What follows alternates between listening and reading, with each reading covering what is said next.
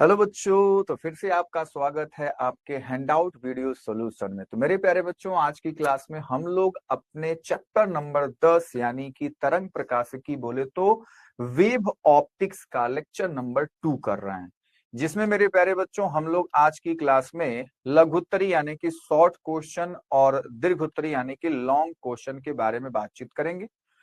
उम्मीद करता हूं कि आप लोग इसका पहला लेक्चर मेरे प्यारे बच्चों बहुत अच्छे से देख चुके होंगे, जिसमें आपको अब किसी भी क्वेश्चन में कोई भी डाउट नहीं होना चाहिए। ठीक है, तो चलिए बेटा स्टार्ट करते हैं लेक्चर नंबर 2, जिसमें हम लोग बेटा इस चैप्टर के लॉन्ग क्वेश्चन और शॉर्ट क्वेश्चन दोनों को हम लोग देखेंगे एक एक करके। ये बेटा आपके चैप्टर का हैंडआउट की पूरी कहानी है, जिसमें मैंने अपने प्यारे बच्चों के लिए 15 एमसीक्यू रखा हुआ है। 8 क्वेश्चन वेरी शॉर्ट है, 2 क्वेश्चन शॉर्ट है और 4 क्वेश्चन बेटा लॉन्ग है। टोटल मिलाकर के बेटा जो क्वेश्चन नंबर है इसमें 29 है, जिनका बच्चों सॉल्विंग टाइम 70 मिनट का और लर्निंग टाइम मेरे प्यारे बच्चों 115 मिनट का है। तो बेटा जी आज की क्लास में हम लोग केवल और केवल ये 4 और 2 6 केवल क्वेश्चन को अच्छे से देखेंगे, क्योंकि 15 और +8 मेरे प्यारे बच्चों क्वेश्चन हम लोग इसके लेक्चर नंबर 1 में ऑलरेडी डिस्कस कर चुके हैं। मैं उम्मीद करता हूं कि उस वीडियो को आप लोग अच्छे से देखे होंगे। ठीक है बेटा, तो चलिए स्टार्ट करते हैं बेटा क्लास को। तो आपके हैंडआउट का क्वेश्चन नंबर 24 आज की क्लास का पहला क्वेश्चन है और हैंडआउट का क्वेश्चन नंबर 24 है। क्वेश्चन कहता है बेटा, व्हाट इज हाइगेन्स प्रिंसिपल या हाइगेन्स थ्योरी ऑफ सेकेंडरी वेव्स। ठीक है बेटा, अगर आपसे ये क्वेश्चन पूछा जाएगा तो आप क्या कहोगे? हाइगेन्स थ्योरी में, हाइगेन्स प्रिंसिपल में जो हाइगेन्स का सेकेंडरी वेव का बच्चों हाइपोथेसिस है, वो सारी बातें आप लिखोगे। जिसमें मेरे प्यारे बच्चों हमने बात कर रखी है कि सबसे पहले बात तो वो बताते हैं वेव फ्रंट के बारे में। उसके बाद मेरे प्यारे बच्चों बताते हैं कि आगे का जो वेव फ्रंट है वो बच्चे कैसे ट्रांसमिट होता है, मतलब वेव कैसे आगे बढ़ती है। ठीक है बेटा, तो चलिए एक एक करके हम लोग इसको सीखते चलते हैं। तो आप लिखोगे पॉइंट 1 पॉइंट ए जो भी लिख सकते हैं। When waves emerge from a wave source located in a medium, the particle of the medium around the source start vibrating. The surface in the medium in which all the particles present are at the same phase of vibration is called wave front. हमने कहा ना कि सबसे पहले तो बेटा ये wave front के बारे में बताते हैं। ठीक है बेटा, उसके बाद जब आगे बात होगी तो वो कहेंगे भैया कि उस वेव फ्रंट पे जितने भी पार्टिकल प्रेजेंट होते हैं वो एक नए सोर्स की तरह काम करेंगे। फिर मेरे प्यारे बच्चों वहां से वेवलेट्स की बातें आती हैं, जो वहां से वेव निकलती हैं। ठीक है, तो if the wave source is point, then the wave front is spherical. At large distance from the source, the wave front becomes almost flat. तो देखो आप बात को समझो, जब सोर्स जो होगा वो पॉइंट होगा तो वेव फ्रंट बच्चे स्फेरिकल होता है, ये हमने समझ रखा है। जब सोर्स बहुत दूर होगा या इनफाइनाइट पे होगा तो उसकी जो वेव फ्रंट होती है वो बच्चे प्लेनर होती हैं। ठीक है, इस बात को आपको याद रखना है। ठीक है बेटा, चलिए तो यहां तक की कहानी मैं उम्मीद करता हूं मेरे प्यारे बच्चों को समझ में आया होगा। Each medium particle located on the wavefront acts as a new wave source from which new waves emerge in all directions. These waves are called secondary wavelets and they also move with the speed of primary wave in the medium.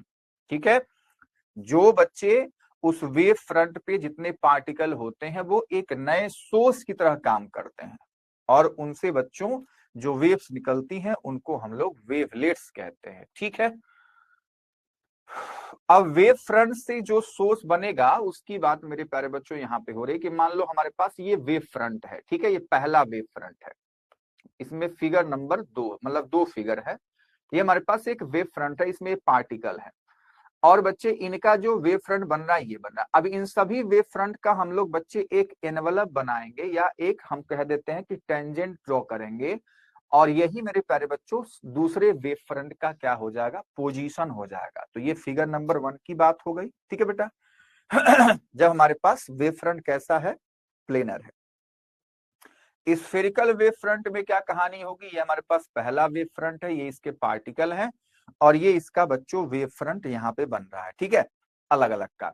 इन सभी wave front का हमने क्या किया बच्चों, हमने एक envelope बना दिया और ये जो एनवलप बन रहा है ये क्या बताएगा, ये बताएगा दूसरे वेव फ्रंट के पोजीशन को ये रिप्रेजेंट करता है। ठीक है बेटा, तो ये वेव फ्रंट 2 है।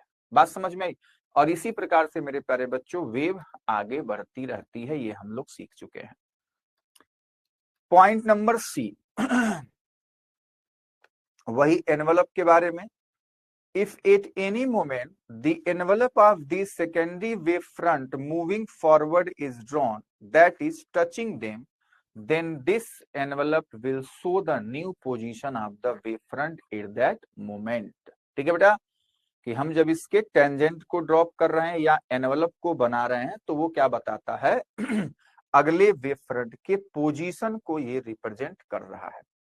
तो ये मेरे प्यारे बच्चों क्या हो जाता है, हमारे पास हाइगेंस का सेकेंडरी वेवलेट्स का बच्चों कॉन्सेप्ट हो जाता है। ठीक है, वही सेम टू सेम कहानी मेरे प्यारे बच्चों हिंदी में है कि हाइगेंस का द्वितीयक तरंगिकाओं का सिद्धांत क्या है। तो आप वही सारी बातें एक एक करके पॉइंट में लिख दोगे, चाहे इसको पॉइंट ए मान लो, 1 मान लो, जो मन करे वो मान लो। ठीक है, तो 1 2 3 करके हमने इसको लिख दिया, काम खत्म कर दिया। ठीक है, चलिए अपने हैंडआउट के क्वेश्चन नंबर 25 पर पहुंचते हैं बेटा। ये बच्चा बहुत ही इंपॉर्टेंट क्वेश्चन है आपके लिए। क्वेश्चन कहता है what do you understand by the term interference of light. आपको इंटरफेरेंस को समझाना है। फिर mention the necessary condition for sustained interference. ठीक है, ये बातें आपको बतानी है। तो मेरे प्यारे बच्चों इंटरफेरेंस क्या होता था, जब मेरे प्यारे बच्चों दो हमारे पास वेव्स निकलती हैं जो कि कोहेरेंट लाइट वेव होती हैं और सुपर इम्पोज होता है किसी एक पॉइंट पर, तो वहां पे मेरे प्यारे बच्चों क्या होता है, हमको इंटेंसिटी मैक्सिमम और मिनिमम दिखती है। ठीक है, तो ये जो फिनोमिना होता है बेटा उसी को हम लोग क्या कहते हैं, इंटरफेरेंस ऑफ लाइट कहते हैं। तो इस बात को आप लिख देंगे और क्या, interference of light is the phenomena in which two or more coherent light waves superpose at a point resulting in the formation of a region of maximum intensity यानी कि bright fringe, minimum intensity यानी कि dark fringe due to constructive and destructive interference। जहां पे intensity maximum होती है वहां हम बोलते हैं कि इंटरफेरेंस जो हुआ है वो कंस्ट्रक्टिव हुआ है, और जहां पे इंटेंसिटी मिनिमम आती है वहां पे हम कहते हैं बेटा कि जो इंटरफेरेंस हुआ है वो कैसा हुआ है, डिस्ट्रक्टिव हुआ है। ये सारी बातें आप लिख देंगे। ठीक है, अब ये कुछ कंडीशन है कि क्या होना चाहिए सस्टेन इंटरफेरेंस के लिए। तो पहला बात, the source must be coherent with constant phase difference. B, the light should be monochromatic. Monochromatic coherent light source और फेज डिफरेंस कांस्टेंट होना चाहिए। सारी बातें याद रखना आप। The waves should have nearly equal amplitude. The sources must vary close to each other. The waves must overlap in same region। ये सारी बातें होनी चाहिए सस्टेन इंटरफेरेंस होने के लिए। ठीक है बेटा, चलिए यही सेम टू सेम कहानी बेटा हिंदी में इसका कि व्यतिकरण क्या है, संपोषी व्यतिकरण और विनाशी व्यतिकरण को समझाइए। ठीक है, तो प्रकाश का व्यतिकरण वह घटना है जिसमें दो या दो से अधिक सुसंगत प्रकाश रंगे एक बिंदु पर अध्यारोपित होती है, जिसके परिणाम स्वरूप क्रमशः संपोषी और विनाशी व्यतिकरण के कारण अधिकतम तीव्रता यानी कि दीप्त फ्रिंज, न्यूनतम तीव्रता यानी कि अदीप्त फ्रिंज बनता है। उसके कंडीशन मतलब क्या है, तो स्रोत नियत कलांतर के साथ सुसंगत यानी कि कला संबद्ध होना चाहिए, एक वड़ी होना चाहिए, आयाम लगभग बराबर होना चाहिए, स्रोत एक दूसरे के बहुत निकट होने चाहिए, तरंगों को एक ही क्षेत्र में अति व्याप्त होना चाहिए। सारी बातें आप लोग एक एक करके लिख देंगे। ठीक है, अगला क्वेश्चन जो है बेटा आपके हैंडआउट में ये बहुत ही इंपॉर्टेंट है। आप देख पा रहे हो इसकी इंपॉर्टेंस कितनी है।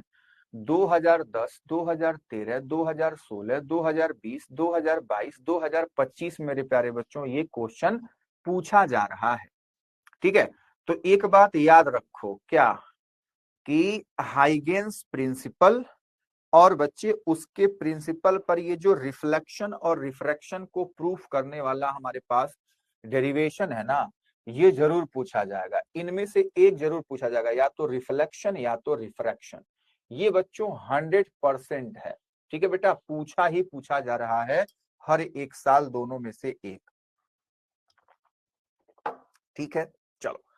तो मेरे प्यारे बच्चों सबसे पहले आप हाइगेन्स प्रिंसिपल लिख दोगे, वही हमने जो अभी लिखा था हाइगेन्स प्रिंसिपल। ठीक है बेटा, every point of wave front act as a source of secondary wave lets that speed out in all direction with same speed at the wave itself. The envelope of the secondary wavelets at any instant give the new wave front at that instant. ये सारी बातें आप लिख दोगे, ठीक है, short में। अच्छा, उसके बाद डेरिवेशन आप लोग करने जाते हैं तो सबसे पहले ये फिगर बनाते हैं। ठीक है बेटा, तो फिगर बहुत आसान है, बनाने की जरूरत मुझे नहीं है। तो उसमें क्या करते हैं हम लोग, बनाते हैं एक जेड जेड डैश, मान लो एक मिरर है, रिफ्लेक्शन सीखने जा रहे हैं ना बेटा, तो एक मिरर है ना, ये ऐसा मान लो ये एक मिरर है। अब बच्चों यहाँ पे वेव फ्रंट आता है। वेव फ्रंट कैसा होगा, तो यहाँ पे बच्चों ऐसे प्लेनर वेव फ्रंट होगा। ठीक है, ये मान लो जो हमारे पास ये दो लाइनें जो बनी है, मान लो वो लाइट रे है। ठीक है, और ऐसे कुछ वेव फ्रंट आ रहा है। इतनी बातें आप समझ पा रहे हो, नहीं समझ पा रहे हो? ठीक है, तो यहाँ पे क्या हुआ, अब वेव फ्रंट मैंने बहुत अच्छे से नहीं दिखाया क्योंकि इसके ऐसा होना चाहिए था, जैसा ये बना हुआ ना, ऐसा होना चाहिए था, ऐसा। ठीक है, अब सही था, तो यहाँ पे ऐसे चले जाएगा। ये सही है। ठीक है, इनफाइनाइट से हमारे पास ऐसे प्लेन वेव फ्रंट आकर के बच्चों इंसिडेंट हो रहे हैं। ठीक है, तो हमने केवल इसको दो लाइट रे समझो, ऐसे समझ लो, समझने के लिए दो लाइट रे है आकर के इस पे इंसिडेंट हुई। ठीक है बेटा, अब मेरे प्यारे बच्चों देखो कहानी क्या है, कहानी ये समझनी है आपको यहाँ पे कि ये जो हमारे पास ए बी जिसको लिखा गया है ना, ये क्या है, incident wave front, incident wave front. ठीक है, तो इंसिडेंट वेव फ्रंट और ये जो हमारे पास जो प्लेन है ना, इसके बीच का जो एंगल होगा उसको हम इंसिडेंस एंगल आई से रिप्रेजेंट करते हैं। यहाँ पे हालांकि मैंने आपको नॉर्मल बना करके मतलब बताया था थ्योरी में, लेकिन आप उसको मत याद रखिए तब भी कोई बात नहीं है। आप ऐसे याद रखिए कि मेरे प्यारे बच्चों जो इंसिडेंट वेव फ्रंट है और जो प्लेन है उसके बीच का एंगल क्या होता है, आई होता है। तो आप इस आई को भूल जाइए, कोई मतलब नहीं है, हमको तो बस इसी एंगल से मतलब होता है। बात समझ में आ रही बेटा? बहुत सही सर, बहुत सही। उसी प्रकार से बेटा जो हमारे पास ये जो ए डैश बी डैश होता है वो हमारे पास रिफ्रैक्टेड वेव फ्रंट होता है। Refracted, refracted wave front.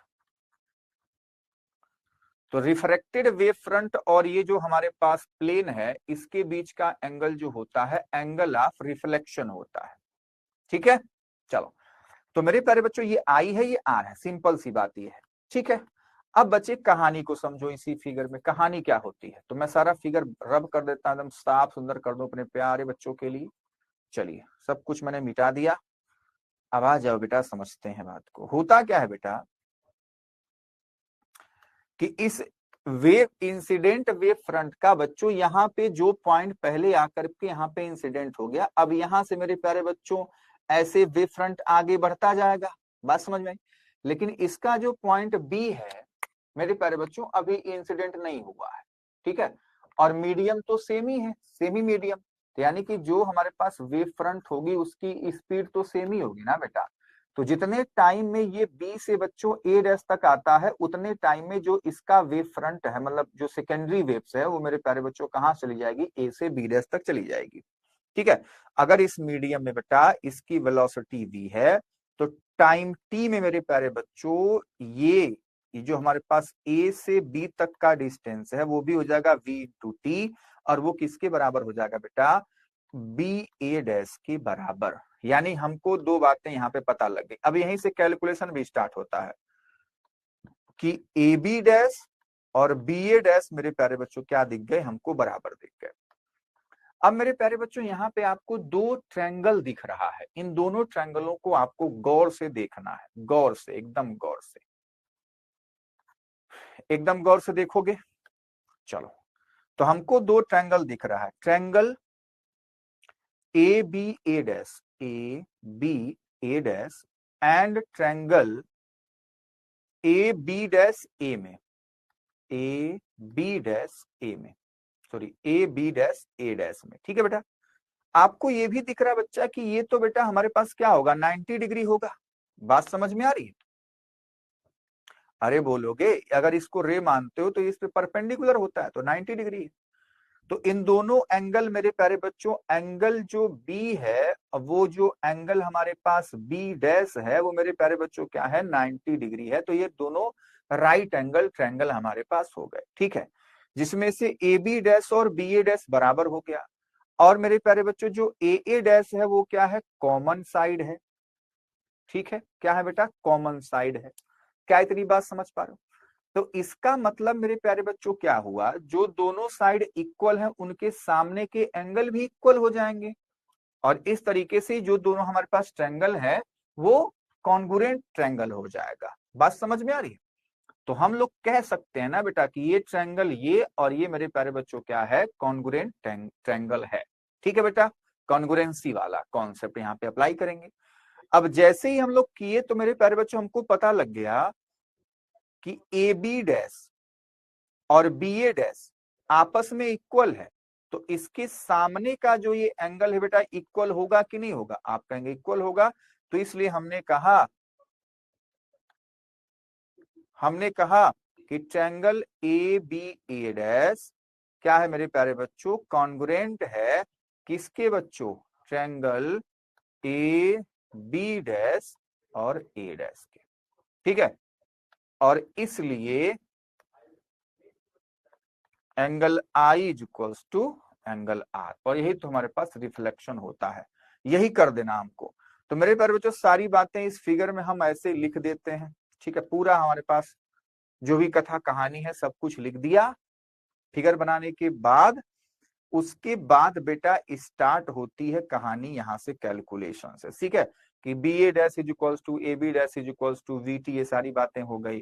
ठीक है, ये हमने कॉमन साइड भी दिखा दिया, ये दोनों हमारे पास ट्रायंगल आ गए, ये दोनों मेरे प्यारे बच्चों एंगल आपस में बराबर हो जाएंगे। ठीक है, तो मेरे प्यारे बच्चों ये क्या हो गए, हमने कॉन्ग्रुएंट ट्रायंगल इसको दिखा दिया। ये एस हटा दो इसको, इससे हमको मतलब ही नहीं है। बात समझ में आ रही? दोनों क्या हो गए, जय हो जाएंगे बेटा, कॉन्ग्रुएंट एंगल हो जाएंगे। तो angle of incidence is equals to angle of बेटा क्या है, रिफ्लेक्शन हो जाएगा। ठीक है, यहां तक का काम आपको करना है, आपको पूरे के पूरे मार्क्स यहाँ पे मिल जाते हैं। यही सेम टू सेम बात बेटा इसके हिंदी में है। जो हमने बताया साफ साफ बातें वही करनी है। यहाँ पे हाइगेंस के सिद्धांत को आप लिख दो, उसका फिगर बनाओ, माना मुना लिख करके कहानी इसको खत्म करो। ठीक है, इसका कैलकुलेशन देख पा रहे हो, बहुत ही आसान है बेटा। ठीक है, क्वेश्चन नंबर 27, ये भी मेरे प्यारे बच्चों बहुत ही इंपॉर्टेंट क्वेश्चन है आपके हैंडआउट का, जो कि मेरे प्यारे बच्चों है इसी का रिफ्रैक्शन वाला। आप देख पा रहे हो कि 24 में बेटा इसको पूछा गया और 22 में भी इसको पूछा गया, और ये जो पिछला वाला था यही तो है, इसको भी मेरे प्यारे बच्चों 25 में पूछ लिया गया और 22 में तो पूछा ही गया। तो 24-25 में दोनों क्वेश्चनों को बच्चे अल्टरनेट करके पूछा जा रहा है। इसीलिए मैं कह रहा हूं कि हर साल लगभग बच्चे ये दोनों में से कोई एक आएगा ही आएगा। ठीक है, तो बहुत अच्छी बात है आपके लिए। चलो, तो मेरे प्यारे बच्चों क्वेश्चन कहता है define wave front end secondary wavelets, establish the laws of refraction of light on the basis of wave theory of light। तो सबसे पहले आपको वेव फ्रंट और सेकेंडरी वेवलेट्स आपको बता देनी है क्या होता है। तो वेव फ्रंट आप जान गए कि मीडियम के जितने पार्टिकल बच्चों सेम फेज होते हैं उनसे होता हुआ एक बच्चों हम लोग कर्व ड्रॉ करते हैं, उसी को हम लोग वेव फ्रंट कहते हैं। तो wave front is defined as the continuous locus of all such particles of the medium which are vibrating in the same phase at any instant। ठीक है। और सेकेंडरी वेवलेट्स क्या होती हैं? तो वही जो वेव फ्रंट पे सभी पार्टिकल्स हैं मेरे प्यारे बच्चों, अब वो एक नए वेव सोर्स की तरह काम करते हैं। तो जो उनसे वेव्स निकलती हैं उसको हम लोग सेकेंडरी वेवलेट्स कहते हैं। Each medium particle located on the wavefront acts as a new wave source from which new waves emerge in all directions. These waves are called secondary wavelets and they also move with the speed of primary wave in the medium. अब बच्चे इसका derivation start. तो मेरे प्यारे बच्चों derivation करने के लिए सबसे पहले ऐसा फिगर बनाएंगे। इसमें बच्चों रिफ्रैक्शन है, तो दो मीडियम है, ठीक है बेटा। एक हमारे पास मीडियम 1 है और एक हमारे पास मीडियम 2 है। मीडियम 1 से मेरे प्यारे बच्चों वेव फ्रंट मान लो आती है, फिर से हम लोग क्या कहेंगे, AB को इंसिडेंट वेव फ्रंट। तो आपको समझ में आ गया कि इंसिडेंट वेव फ्रंट और ये जो हमारे पास मीडियम है ZZ डैश, तो बच्चे ये एंगल आई हो जाएगा, यहां तक तो कोई दिक्कत वाली बात नहीं है। और जो A डैश B डैश है ये क्या है, ये बच्चों रिफ्रैक्टेड वेव फ्रंट है। तो मेरे प्यारे बच्चों ये ZZ डैश और A डैश B डैश के बीच का जो एंगल होगा वो एंगल R होगा, जिसको हम लोग एंगल ऑफ रिफ्रैक्शन कहते हैं। ठीक है बेटा, चलो। तो मेरे प्यारे बच्चों अब कहानी क्या है, यहाँ पे बच्चा जो मीडियम है वो अलग है। तो मान लो यहाँ पे जो वेव फ्रंट है उसकी स्पीड v1 है, यहाँ पे बच्चों वेव फ्रंट की स्पीड v2 है। तो अगर हम टाइम t की बात करते हैं, t टाइम, और यहाँ भी हम t टाइम की ही बात करेंगे, तो टाइम t में जितना मेरे प्यारे बच्चों ये वाला पॉइंट यहां से यहां तक गया होगा, तो इसको हम लोग क्या कह देंगे, v1 इंटू टी। और इसको मेरे प्यारे बच्चों कहेंगे उतने ही टाइम में ये कहां से गया होगा, ए से बी डैश तक, तो वो हो जाएगा v2 इंटू टी के बराबर। यानी कि आपको यहां से क्या समझ में आया, आपको समझ में आया कि बी ए डैश की वैल्यू हम लोग लिख सकते हैं v1 इंटू टी के बराबर,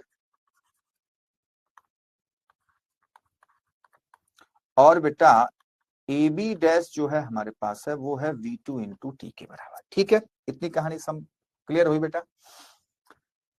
अब फिर से आपको दो ट्रायंगल यहां भी दिख रहे हैं, ये भी बच्चे 98 डिग्री एंगल होगा, ये भी हमारे पास 90 डिग्री का एंगल होगा। ठीक है, तो मेरे प्यारे बच्चों आपको यहाँ पे क्या करना है, आपको स्नेल्स लॉ को प्रूफ करना है, sine I by sine are is equals to constant. ठीक है, तो हम लोग क्या करेंगे, फिर से दो ट्रायंगल को लेंगे, ट्रायंगल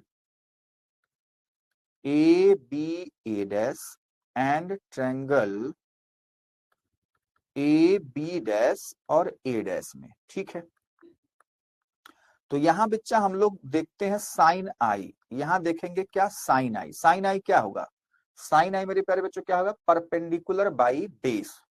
बात समझ में आ रही है, परपेंडिकुलर, तो आई के सामने बच्चों ये परपेंडिकुलर हो जाएगा। ठीक है, इतनी बातें आप समझते हैं कि नहीं समझते हैं बेटा, बोलो। ठीक है बेटा, अरे बोलोगे। और हमारे पास sorry sine theta equal to perpendicular by hypotenuse, sorry. ठीक है, तो परपेंडिकुलर हमारे पास क्या है, बी ए डैश और डिवाइड बाई क्या है बच्चों, ए डैश, ए डैश। ठीक है, यहां से हमको क्या मिलेगा, यहां से हमको मिलेगा साइन आर, बोलो, यहां से हमको मिलेगा बेटा साइन आर। साइन आर क्या हो जाएगा हमारे पास, साइन आर हो जाएगा परपेंडिकुलर यानी कि ए बी डैश, और बच्चे हाइपोटेनस फिर से वही हो जाएगा ए डैश। ठीक है, तो बेटा हम लोग क्या करेंगे, यहाँ पे स्नेल्स लॉ लगा देंगे। तो हम लोग sine I by sine r देखने जा रहे हैं। Sine I by sine r क्या होगा, sine i B A dash by A dash divide by sine r मतलब A B dash by A dash. आपको दिख रहा है ए डैश से ए डैश कट्टी पिट्टी हो जाएगा, तो हमको क्या मिलेगा, B A dash by A B dash के। ठीक है बेटा, और ये क्या होता है, बी ए डैश मेरे प्यारे बच्चों क्या है हमारे पास, ये हमारे पास है v1 इंटू टी, ये बेटा क्या है, ये है v2 इंटू टी। तो आपको दिख गया कि t से t तो कैंसिल आउट हो जाएगा, कैंसिल हो जाएगा बच्चों, t से t कैंसिल, तो हमको क्या मिलेगा, हमको मिलेगा sine I by sine are is equals to V1 by V2। क्या मैं इसको कांस्टेंट नहीं लिख सकता हूं? आप कहेंगे हाँ जी यही तो होता है, बोलो, है ना, हमने देखा था ना बेटा ये वाला formula, sine I by sine are is equals to N2 by N1 is equals to V1 by V2 is equals to λ1 by λ2 के। ठीक है बच्चों, तो ये कहानी हमारी कुछ इस प्रकार से होती है और इस तरह से स्नेल्स लॉ प्रूफ हो गया, तो रिफ्रैक्शन की कहानी हमारी प्रूफ हो जाती है। तो फिगर बना के या सारी बातें आपको लिखना है, सारी बातें खूब बकैती लिख दो। उसके बाद मेरे प्यारे बच्चों हमने मान लिया कोई मीडियम हमारा रेयर है, कोई मीडियम डेंसर है, तो V2 बच्चे लेस देन होगा V1 से। ठीक है बेटा, ये सारी कहानी हम लिख देंगे। फिर मिला जुला के वही बात हम लोग ट्रायंगल में बात करेंगे, तो sine I equals to BA dash by AA dash, तो हमारे पास V1 T बाई ये हो जाएगा। इसको हटा दो, इसको हमको कोई मतलब नहीं है। ठीक है बेटा, फिर उसके बाद बेटा हमारे पास ये है साइन आर यहां से निकल जाएगा। अब sine I by sine R हमारे पास ये मिल जाएगा। तो इस तरीके से मेरे प्यारे बच्चों हमारे पास Snell's law प्रूफ हो जाता है। This ratio is constant for the given pair of media and is called the refractive index of second medium with respect to first. तो यही तो हमारे पास Snell's law होता है। इस तरह हम कह देंगे कि रिफ्रैक्शन का फिनोमिना प्रूफ हो गया है। यही सेम टू सेम कहानी मेरे प्यारे बच्चों हिंदी में आपको कर देनी है। तरंगाग्र और द्वितीयक तरंगिकाओं को परिभाषित करना है। उसके बाद प्रकाश तरंग सिद्धांत के आधार पर प्रकाश के अपवर्तन के नियमों को आपको क्या करना है, स्थापित करना है। ठीक है बेटा, तो एक एक करके मेरे प्यारे बच्चों सेम टू सेम कहानी आप यहां भी करेंगे, आपका आंसर मिल जाएगा। अगला क्वेश्चन मेरे प्यारे बच्चों अपने हैंडआउट का क्वेश्चन नंबर 28 क्या है, What do you understand by the term interference? फिर से आपको इंटरफेरेंस का डिफिनीशन लिख देना है। फिर आपका क्वेश्चन है describe Young's double slit experiment and discuss the formation of fringe. ठीक है बेटा, चलिए भाई। तो सबसे पहले हेडिंग आप डालोगे इंटरफेरेंस। तो इंटरफेरेंस के बारे में सारी बातें आपको लिख देनी है। When two or more light waves are same frequency superimpose at point, the resultant intensity at that point is different from the sum of intensity of the individual waves. This redistribution of light energy due to superposition is called interference of light. ठीक है बेटा, आप interference को लिख दोगे।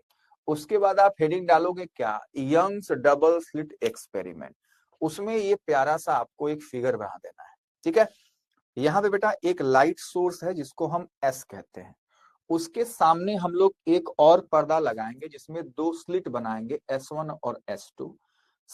उसके बाद बच्चे एकदम लास्ट में हमारे पास एक स्क्रीन होगा जो कि यहाँ से M वाले से जो N है वो कैपिटल D डिस्टेंस दूर होगा, और जो S1 S2 है उसके बीच का जो डिस्टेंस है वो बेटा क्या है हमारे पास, स्मॉल d है। ठीक है, इतनी बातें आपको समझ में आ रही होंगी। तो ऐसा आपको एकदम प्यारा सा सुंदर सा बेटा फिगर बना देना है। ठीक है, अब क्या होता है देखो, S1 S2 से मेरे प्यारे बच्चों वेव्स निकलती हैं ऐसे ऐसे ऐसे ऐसे। ठीक है, S1 S2 से ऐसे वेव्स निकलेंगी और बच्चे यहाँ पे सुपर इम्पोज करेंगे। ठीक है, तो वहीं पे हमको देखना है मेरे प्यारे बच्चों मैक्सिमम और मिनिमम इंटेंसिटी के लिए, कंस्ट्रक्टिव और डिस्ट्रक्टिव इंटरफेरेंस के लिए क्या पोजीशन होगा उसका, उसके लिए हम लोग कैलकुलेशन करने जाएंगे। ठीक है बेटा, चलिए, तो मान लिया ये हमारे पास O से मेरे प्यारे बच्चों पॉइंट P पर इनका बच्चों क्या होता है, सुपर इम्पोज होता है। ठीक है, अच्छा, अब ये एक बड़ा सा ट्रायंगल आपको दिख रहा होगा ये वाला, और एक बेटा छोटा सा ट्रायंगल दिख रहा होगा। तो हमको ध्यान देना है किस पे, हमको ध्यान देना ये S1P और S2P पे। तो हमने S1 से S2P पे एक परपेंडिकुलर डाल दिया जिसको हमने लिखा है S1A से। किससे बेटा, S1A से। अब ये जो S2A होगा ना, यही क्या कहलाता है यहाँ पे पाथ डिफरेंस। साफ साफ देखो कि हमको यहाँ पे दिख रहा है S2P is greater than S1P। ठीक है, S2P is greater than S1P। तो जब इनका हम डिफरेंस निकालेंगे S2P माइनस S1P, तो वो जा जाएगा बच्चे S2A के बराबर। और यही क्या होता है हमारे पास, पाथ डिफरेंस होता है। और इसी का हम लोग सबसे पहले कैलकुलेशन करते हैं मेरे प्यारे बच्चों कि S2A होगा क्या यहाँ पे। ठीक है, चलिए तो मेरे प्यारे बच्चों S2A हम लोग यहाँ पे कैलकुलेट करने जाएंगे। तो यहाँ पे बेटा क्या हो जाएगा, हम यहाँ पे दो ट्रायंगल को देख रहे हैं, यही जो S1 S2A है ये वाला, और एक मेरे प्यारे बच्चों हमारे पास ये है जो COP या CPO, ये जो बड़ा वाला हमारे पास ट्रायंगल है। ये दोनों ट्रायंगल मेरे प्यारे बच्चों सिमिलर हैं, क्योंकि ये वाला एंगल थीटा होता है और ये वाला भी एंगल थीटा होता है। इस हिसाब से ये दोनों ट्रायंगल मेरे प्यारे बच्चों क्या है, सिमिलर ट्रायंगल है। तो उनके बच्चों साइड के रेशियो से हम लोग कैलकुलेशन को करते हैं। तो सबसे पहले आप क्या करोगे कि YDSC यानी कि यंग्स डबल स्लिट एक्सपेरिमेंट के बारे में कुछ आप बता देना। ठीक है, ये सारी बातें आप लिख दोगे। बात समझ में आ रही है कि क्या एक्सपेरिमेंटल सेटअप होता है, ये सारी बातें मेरे प्यारे बच्चों आपको फिगर के बारे में बता देनी है। उसके बाद बेटा ऑब्जर्वेशन हम लोग लिखने जाएंगे कि light from S passes through slit S1 and S2 and due to interference between the light waves emerging from these two slits, alternate bright and dark bands are formed on the screen N। ये सारी बातें आपको लिख देनी है बच्चे कि क्या ऑब्जर्वेशन देखने को मिलता है। ठीक है, जहां पे इंटेंसिटी ज्यादा होती है वहां पे बच्चों कंस्ट्रक्टिव इंटरफेरेंस होगा, जहां पे इंटेंसिटी कम होगी या मिनिमम होगी वहां पे डिस्ट्रक्टिव इंटरफेरेंस होगा। ये सारी बातें हम लोग जान चुके हैं। ठीक है, तो ये हमारे पास ऑब्जर्वेशन हो गया। कैलकुलेशन हमारा ज्यादा मतलब मोटिव रहेगा। ठीक है, तो ये सारी बातें देखो, ऐसा नहीं कि बिल्कुल पूरा रट करके वही लिख देना है, पढ़िए उसको, जो आपको वहां पे समझ में आता है पॉइंट करके आप लिख दीजिए। फाइनली आपको कैलकुलेशन तो करना ही करना है। ठीक है बेटा, तो वही हम लोग अब जा रहे हैं कैलकुलेशन करने, यानी कि S2P minus S1P equals to S2 into A के बराबर। ये हमारे पास क्या हो जाता है, पाथ डिफरेंस हो जाता है। अब दो ट्रायंगल हमने लिया ना, S1 S2A और PCO सिमिलर ट्रायंगल है, तो मेरे प्यारे बच्चों इनका जो रेशियो है वो आपस में बराबर होगा। S2A by S1 S2 equals to OP by CP के बराबर। ठीक है बेटा, अब हम देख पा रहे हैं कि बेटा ये जो हमारे पास है CO और CP, इनको मेरे प्यारे बच्चों हम लोग ऑलमोस्ट इक्वल मानेंगे। ठीक है, क्योंकि S1 S2 बहुत ही कम डिस्टेंस वाला होता है। ठीक है, गैप बहुत कम होता है। तो जहां पे हमारे पास CO लिखा हुआ है मैं उसको CP लिख देना चाहूंगा, सिंपल सी बात है। या जहां पे CP होगा उसको हम CO लिख देंगे, तो हमको CO लिखना है। ठीक है, यहाँ पे CP है ना, तो CP को हम लोग क्या लिख देंगे, CO लिख देंगे। तो देखो हमने वही लिख दिया, S2A by S1 S2 equals to OP by CO हो गया। ठीक है बेटा, अब ऐसा लिखा गया क्योंकि हमारे पास इसकी वैल्यू पता है। S1 S2 यहाँ पे बता देता हूं, S1 S2 हमको पता है D है। ठीक है बेटा, और CO की वैल्यू कैपिटल D है इसलिए लिखा गया है यहाँ पे, और ये जो OP है उसको हमने X माना है। तो यही सारी वैल्यू यहाँ पे आपको डाल देनी है। देख लो, S2A हमको नहीं पता, S1 S2 स्मॉल d पता है, OP की वैल्यू X हम लोग देख रहे हैं, और CO की वैल्यू बेटा कैपिटल D है। सभी वैल्यू सब कुछ वैल्यू लगता, पाथ डिफरेंस हमारे पास क्या आ गया, small x d by capital D के बराबर। अब बच्चे पाथ डिफरेंस का फॉर्मूला से हम लोग बच्चे यहाँ पे जाएंगे। तो बेटा हमने सुपरपोजिशन जब हमने वेव्स का देखा था तो वहां पे पाथ डिफरेंस का फॉर्मूला आया था। ठीक है, उसी पाथ डिफरेंस के फॉर्मूले से मेरे प्यारे बच्चों ब्राइट फ्रिंज और डार्क फ्रिंज के लिए हम लोग जाएंगे। तो कंस्ट्रक्टिव इंटरफेरेंस के लिए बच्चों जो पाथ डिफरेंस होता है वो n लैम्डा होता है। तो यहाँ पे बच्चा path difference delta x is equals to n lambda है, और वहां पे पाथ डिफरेंस को हम लोग कह रहे हैं S2A है, वो क्या है, x small d by capital D के बराबर है, जो कि यहाँ पे हम लोग कर चुके हैं। अब ये दोनों पाथ डिफरेंस है, तो ये भी पाथ डिफरेंस, ये भी, तो ये दोनों आपस में अब क्या होंगे बेटा, इक्वल हो जाएंगे। तो इसलिए हम इसको लिखेंगे XD by capital D equals to n lambda के। यहां से x की वैल्यू निकाल ली जाएगी तो ये आ जाएगी। अब इसी को हम लोग xn कह सकते हैं, मतलब कि एनवा जो ब्राइट फ्रिंज होगा उसका क्या पोजीशन है, उसकी वैल्यू हम लोग निकाल चुके हैं, जहां पे एन की वैल्यू 1 0 1 2 3 4 ये सब हमने लिखा। ठीक है बेटा, ये हमारे पास मेन फॉर्मूला है। उसी प्रकार से मेरे प्यारे बच्चों डार्क फ्रिंज के लिए भी हम लोग काम कर सकते हैं। तो उसके लिए हमारे पास पाथ डिफरेंस ये होता है 2n+1 λ/2। तो x small D capital D बराबर उसके रख देंगे, तो यहां से मेरे प्यारे बच्चों xn का हमारे पास ये फॉर्मूला आ जाता है। ठीक है, या इसको 2n+1/2 lambda sorry capital D by small D आप लिख सकते हैं। ठीक है, आप इसको ऐसे याद रखिए, इसको आप ऐसे याद रखिए। ठीक है बेटा, अब फाइनल जो कैलकुलेशन होता है इसमें वो होता है बच्चों फ्रिंज विड्थ का। तो इंटरफेरेंस के केस में मेरे प्यारे बच्चों जो डार्क या ब्राइट फ्रिंज जो होती हैं वो लगातार बनती रहती हैं। ठीक है, तो चाहे डार्क फ्रिंज हो चाहे ब्राइट फ्रिंज हो, उनकी चौड़ाइयां बराबर होती हैं, विड्थ बराबर होता है। तो किसी भी दो कंजिक्यूटिव डार्क या ब्राइट फ्रिंज का जो बीच का डिस्टेंस होगा, जो बीच का बच्चों वैल्यू होगा ना, वही हमारे पास क्या हो जाएगा, उसकी चौड़ाई के बराबर। ठीक है, तो यहाँ पे वही लिखा गया है कि फ्रिंज विद होगा का it is the separation between two successive bright और डार्क फ्रिंजेस। ठीक है बेटा, अगर इसका और इसके बीच का हम लोग निकाल लें तो ये बच्चों हमको मिल जाएगा इसकी चौड़ाई। तो वही हम करने जा रहे हैं कि nth और n+1th ब्राइट फ्रिंज के लिए हम जो लोग करेंगे, तो xn+1 - xn हमने फॉर्मूला रखा, हमारे पास ये वैल्यू आ गई। तो ये बच्चों होती है बीटा। बीटा क्या होता है, fringe width. Beta is equal to capital D lambda by small D. ये बहुत ही इंपॉर्टेंट बेटा फॉर्मूला है। ठीक है, अच्छा, और ये जो हमारे पास देखो, एक बात समझना, ये जो हमारे पास हमने कहा कि भैया ये जो पाथ डिफरेंस है ना डिस्ट्रक्टिव के लिए और कंस्ट्रक्टिव के लिए, यही सेम टू सेम आप थ्योरी वाले में याद किए होंगे। तो जब हम लोग डाइफ्रेक्शन पढ़ने जाएंगे, एक क्वेश्चन है हमारे पास, उसके लिए बच्चों हम लोग अल्टरनेट यूज करते हैं।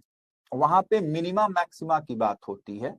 तो मैक्सिमा के लिए हम इसके डिस्ट्रक्टिव इंटरफेरेंस वाला सीधा पाथ डिफरेंस यूज कर लेते हैं। ठीक है, और मिनिमा के लिए बच्चों कंस्ट्रक्टिव का। तो ये बातें हमने आपको कही थी जुगाड़ मेथड में। ठीक है, तो ये फॉर्मूला आप जरूर याद रखिएगा कि बच्चों जो फ्रिंज विड्थ है वो कैपिटल डी लेम्डा और स्मॉल डी पर कैसे डिपेंड कर रहा है, ये आपके लिए बहुत ही इंपॉर्टेंट रिलेशन है। इसी का मेरे प्यारे बच्चों सेम टू सेम सारी कहानी हिंदी में। तो आप एकदम आराम से सारी बातों को अच्छे से पढ़ सकते हो, और जो हमने कैलकुलेशन किया वैसे आपको आराम आराम से कैलकुलेशन करके मेरे प्यारे बच्चों यहां तक, उसके बाद आपको यहां तक पहुंच जाना है। Beta is equals to capital D lambda by small D तक। ठीक है, बहुत इंपॉर्टेंट क्वेश्चन है। उसके बाद हमारे पास बच्चों ये भी इंपॉर्टेंट है, लेकिन रिसेंट सालों में नहीं पूछा गया। ठीक है, जल्द के 2-3 सालों में आप देख पा रहे हो कि इसका क्वेश्चन नहीं पूछा जा रहा है डाइफ्रेक्शन से। तो अच्छी बात है ना।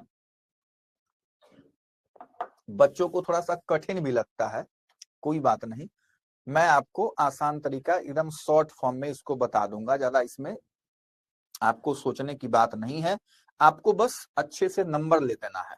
अगर क्वेश्चन पूछे तो बच्चे वो आपको आना चाहिए, अच्छे से आप उसको एग्जाम में लिख दीजिए। ठीक है बेटा, चलो, तो क्वेश्चन हमारे पास है describe the diffraction pattern for a single slit and derive the expression for angular with of central maximum. ये 15, 17 और 18 का क्वेश्चन है। चलिए भैया, सबसे पहले ऐसा हम लोग फिगर बनाते हैं। ठीक है, diffraction of light at a single slit, बात समझ में आई। तो ये हमारे पास एक स्लिट होती है बेटा। ठीक है, ये पूरा अरेंजमेंट अपना, बात समझ में आई। आपका मन करे तो बेटा ये लेंस वगैरह ना भी बनाओ तब भी चलेगा। बात समझ में आ रही है कि नहीं आ रही है। आप इसको ऐसे भी बना सकते हो, इतना ही फिगर कि हमारे पास ये बेटा एक स्लिट है और यहां से ऐसे बच्चों हमारे पास वेव्स जा रही हैं। ठीक है, ये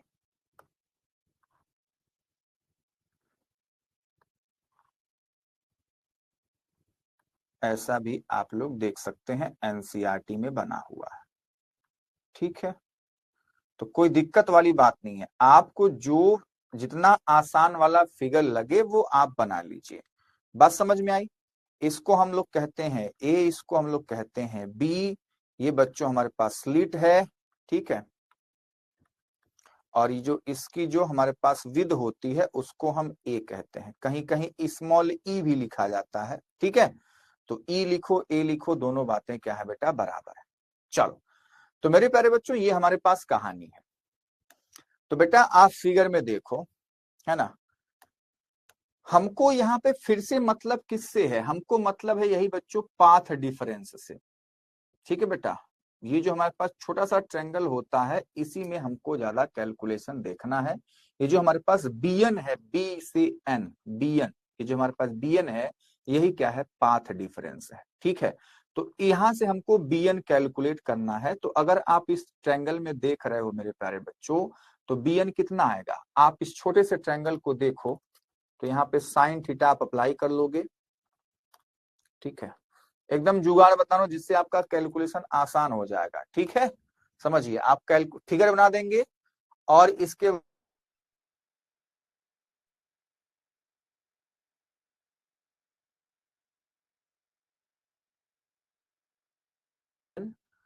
और डिवाइड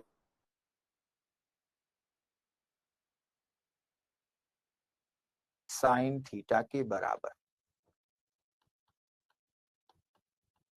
ठीक है, तो बीएन हमारे पास क्या हो गया बेटा, बीएन हमारे पास हो गया ए साइन थीटा के बराबर। सिंपल सी बात है, इसी का हम लोग सबसे पहले कैलकुलेशन करते हैं, BN is equals to A B sine theta. ठीक है बेटा, ये हो गया। अब ये हमारे पास पाथ डिफरेंस है।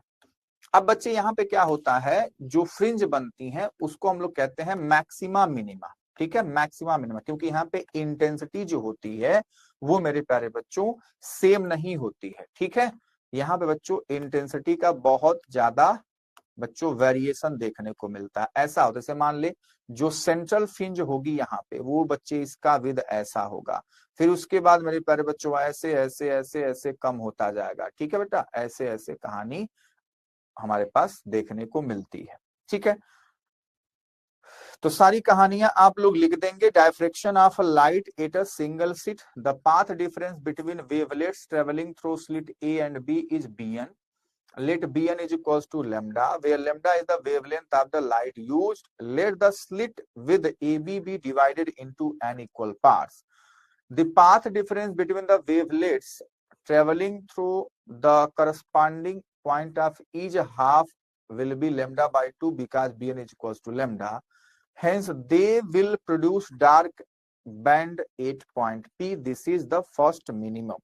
ठीक है, ये सारी कहानी मेरे प्यारे बच्चों आप लिखने के बाद सिंपल सी बात है, bn की वैल्यू हम लोग यहां से ट्रायंगल से हमने देखा कि a sin थीटा के बराबर हो गया। ठीक है, अब देख, अब यहाँ पे लेमडा तो लिख दिया गया, चलो ठीक है, अच्छी बात है। मेरे प्यारे बच्चों आप लोग इसको ऐसे देखो, यहाँ पे फर्स्ट मिनिमम की जब बात होगी या मिनिमा की बात होगी, तो मिनिमा को मेरे प्यारे बच्चों हम लोग यहाँ पे कैसे देखेंगे, वहां पे कंस्ट्रक्टिव इंटरफेरेंस के पाथ डिफरेंस से। ठीक है, तो वहां पे बच्चे कंस्ट्रक्टिव के पाथ डिफरेंस का जो हमारे पास डेल्टा एक्स क्या था, वो था एन लेमडा।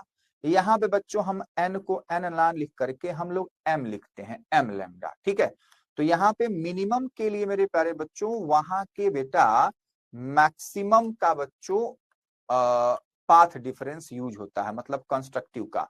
तो इसके लिए हमारे पास जो फॉर्मूला आएगा वो आएगा ए साइन थीटा, यहाँ पे पाथ डिफरेंस है, और ये हो जाएगा एम लेमडा के बराबर।